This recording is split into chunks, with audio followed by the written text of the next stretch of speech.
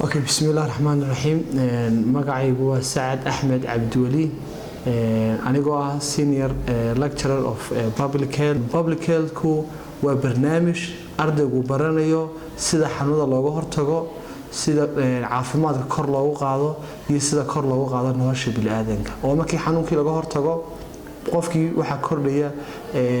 caafimaadkiisa waxa yaraanay halistii qofku xanuunada qaar ay ku keeneen ayaa yaraanaya public health ardayga barta wuxuu suurto gelinayaa inuu qofku u dhaqmo inuu noqdo qof researcher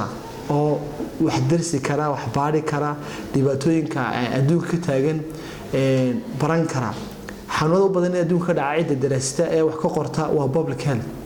marka qofka public health ka barta wuxuu baranayaa xanuunadu xilliyeed dhacaan xanuunada maxaa sababa meelaha xanuunadu ku badan yihiin waliba qaybtaasi waxa la epidemiology-ga focus ka saarta marka barashada public health waxay ka dhigaysaa qofkii inuu barto caafimaadkii wuxuu baranayaa si guud qofku wuxuu baranayaa dhibaatooyinka la xiriira nafaqada dhibaatooyinka la xiriira nadaafad xumada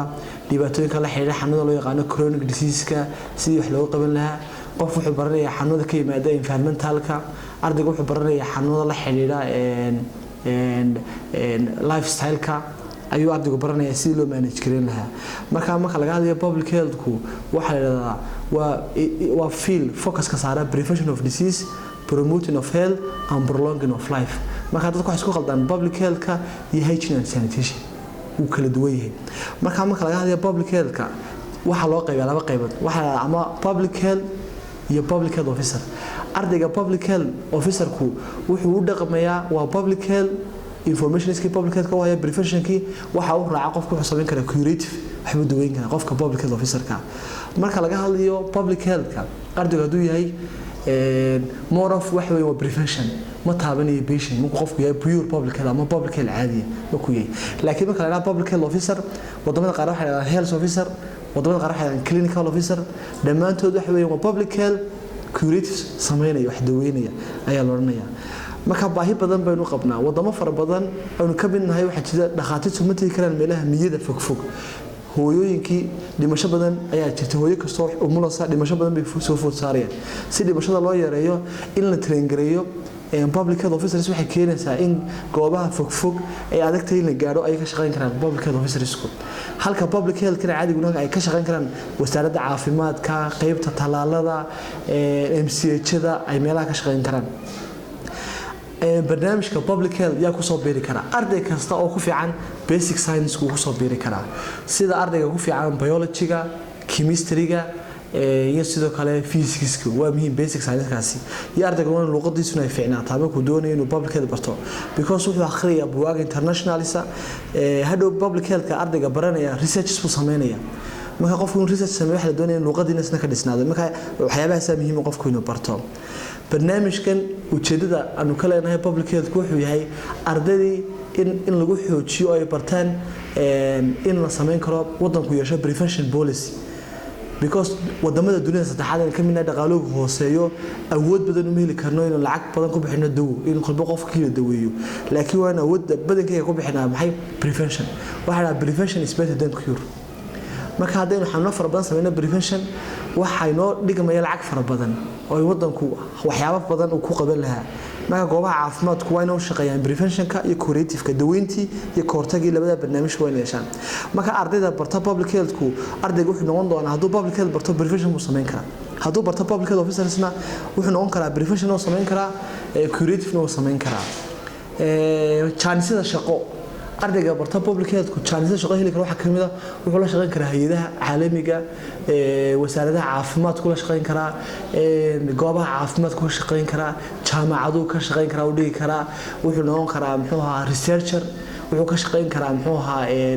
NGO uu samaysan karaa uu gaar leeyahay oo wax lagu daabaco fariimaha caafimaadka lagu gudbiyo ardayga barta public health officers wuxuu ka shaqeyn karaa health centerada wuxuu ka shaqeyn karaa muxuu district hospitalka ayuu ka shaqeyn karaa chance-da banaan waxa kamid ah ardaydaasi hadhow toole waxay sameyn karaan barnaamijyo kale ay upgrade ku sameyn karaan ardayda barata marka public health waa wax weeyaan profession cusub oo Chinese-kiisu banaan yahay meelo fara badan markii la waayay public health waxa dhacday nurse-ka shaqadii public health ka qabtaan meelo fara badan marka ardayda secondary ka soo baxay waxaan oolanahay haddaad gashaan public health-ka chance fara badan oo shaqo idin banaan because qofku hadhow toole wuxuu heli karaa ama wuxuu noqon karaa qof ka shaqeynaya jaamacadihii wasaaradda caafimaadka marka la joogo cidda u badan ay tahay in ka shaqeysaa public health because qofka public health wuxuu focuskiisu waxa yahay inuu community u adeego halka qofka clinical ama nurse noqdo ama noqdo medicine ama laboratory individual marka wasaaradda caafimaadka cidda ka shaqeynaysa adduunka wadamada ilaa wasiirada marka la magacaabo ilaa wasiirka caafimaadka kale wadamada badankoodu focus ku xisaaran qof public health loo dhiiba marka ardayga barta public health ku challenge fara badan hay'adaha badankoodu ka shaqeeya prevention-ka hay'adaha ka shaqeeya badan muxuu ahaa donation-ka dhamaantood waxay u baahan qof public health hay'adaha ka shaqeeya gargaarka caalamiga waxay u baahan qof public health marka fursado badan oo shaqo iyo qofku heli kara sidoo kale ardayga public health ku barta specialty uu sameyn kara wuxuu sameyn karaa master of public health marka waa broad master of public health in RH oo wax baran doona tarankii bilaadanka waxyaaba kordhinayay wuxuu baran karaa family planning-kii noocyadii kala gorintii ciyaalka loo kala korinayay saameynta ay keenayaan qofku wuxuu baranayaa nutrition-kii buu baran karaa master of public health nutrition wuxuu baran karaa qofku master of public health in population and development master of public health in biostatistics ayuu baran karaa oo qofkaas wuxuu noqon karaa tole maxay researcher wuxuu baran karaa dhacdo si loo analyse karinay qofka public health-ka bartaadhu wuxuu specialty heli karaa public health specialist buu sameyn karaa master public general baa jirta inuu qofku uu sameyn karaa wadamada qaar waxa jira ku dadka barta public health officersku waxay sameeyaan upgrading program sida emergency surgery ayay sameyn karaan kuwa clinical-ka ku dhex jira public health qaar baa clinical level public health officerskaasi hadhow qofkaas wuxuu noqon karaa public health officers buu noqonaya hadhow surgery uu diyaari karaa surgery uu diyaariyo waxa la yiraahdaa emergency surgery wadamo fara badan baa sida Ethiopia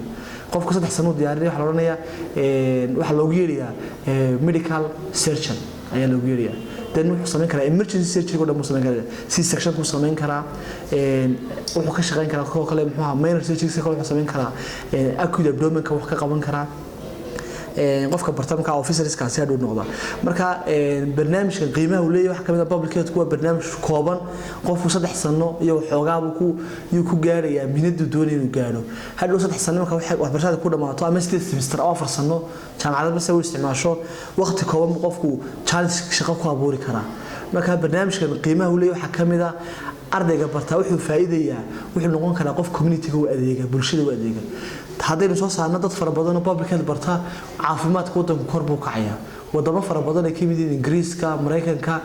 wadanka cidda caafimaadka gacanta ku haysa waa public health marka Soomaaliland waxay iman doontaa mar public health wadanka gacanta ku qabtaan marka ardayga miinada barta challenge-kaasi hadhow tole ayuu heli doonaa markuu barta ardayga barta public health